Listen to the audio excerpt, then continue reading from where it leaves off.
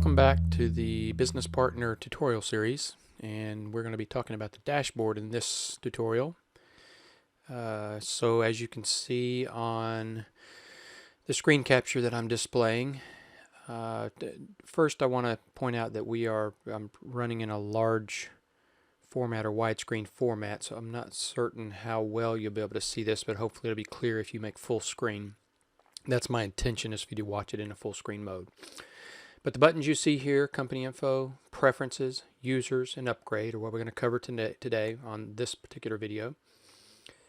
Company info is where your company information is stored, and you have control of all of the fields on this pop-up screen with the exception of your company name. We will enter that when we set you up, and that will be hard-coded into the program, but you can add your own logo and type in the contact name for the person at your company that's the key person in estimating, and then your mailing address, billing address, and all of these other address fields.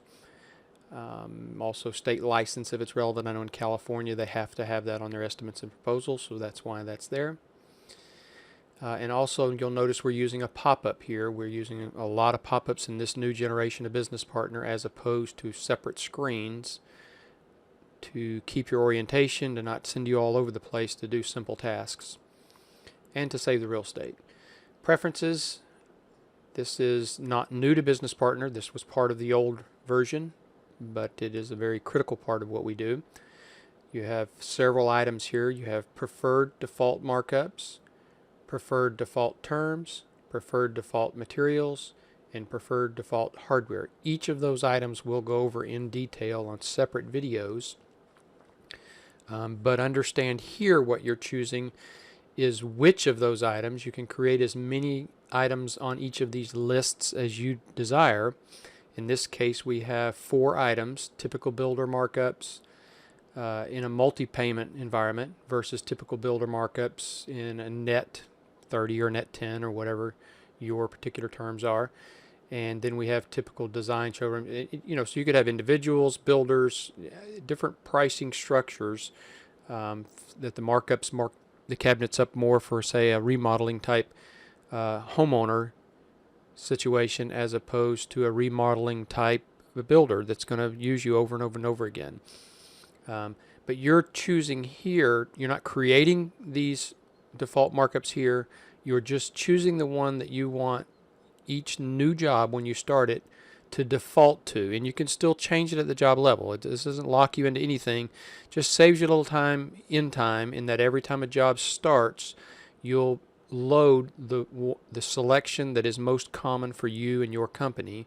And again, once you get to the job level you can choose any of the items on the list, but if you have these set well and you do have some consistency from markups, terms, materials, and hardware, then you'll find that you're saving time, and the ones that are most common for you are there when you start those new jobs.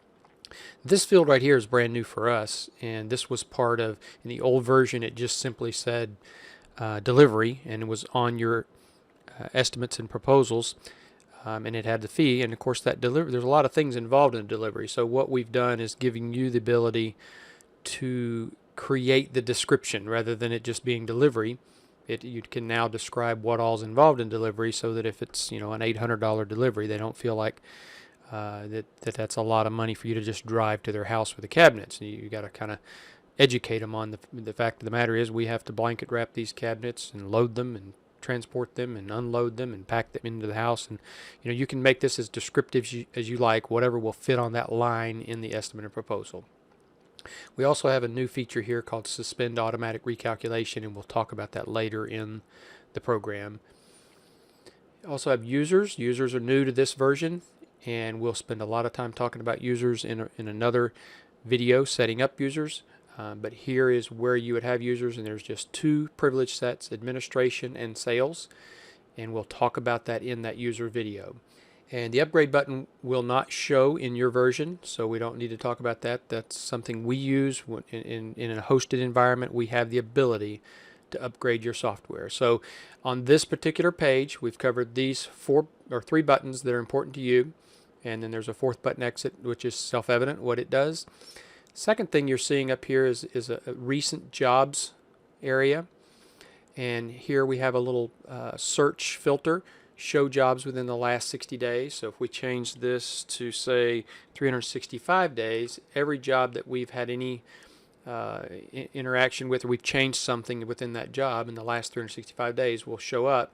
If we set this to 30 days, I doubt mine will show anything. And so when we set it to 60, we see that 3 of those jobs are showing up. All of your jobs are simply right here under the jobs button. If you click that, you see all the jobs that you have in the program. And obviously with this just being a test version, I don't have a lot. But at the dashboard level, this is the closest thing we have to a main menu. And so we're trying to give you a screen that is kind of that splash opening screen that will give you a launching place. So if you're going to go work on the Chapman project, you just click on it here and go to the job. So that's the Horse and Pony show for the dashboard, and our next video will be the user setup. And so join us then. Thanks for joining us on this one.